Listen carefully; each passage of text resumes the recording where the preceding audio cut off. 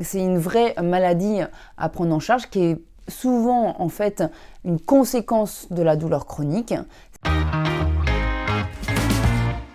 L'hypersensibilité centrale pelvienne, c'est une notion très récente décrite qui va être en fait comme une douleur diffuse qui peut être à la fois vésicale, rectale, utérine, musculaire, sans pour autant qu'il y ait d'anomalies aux examens d'imagerie.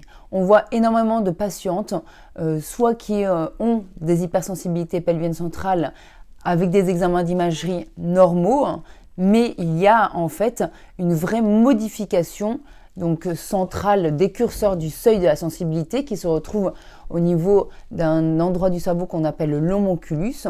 Eh bien, on a un abaissement du seuil de la sensibilité de cette zone, notamment spécifiquement au niveau du pelvis, ce qui fait que la vessie, quand elle se remplit, va devenir douloureuse. L'utérus, quand il va se contracter, va devenir anormalement douloureux.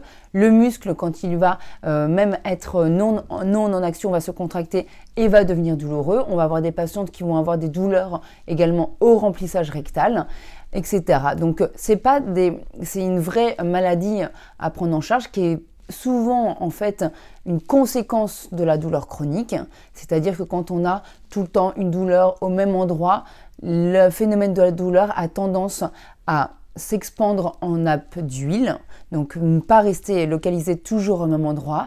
Et il existe aussi chez ces patients qui ont une hypersensibilité une notion de terrain, de vulnérabilité, c'est-à-dire que tout le monde ne passe pas dans l'hypersensibilité centrale pelvienne parce qu'on a une douleur chronique, mais il existe des notions de contexte, de problèmes génétiques associés à ce type de pathologie. Donc c'est important de prendre vraiment en charge cette maladie parce qu'on sait qu'elle va s'aggraver.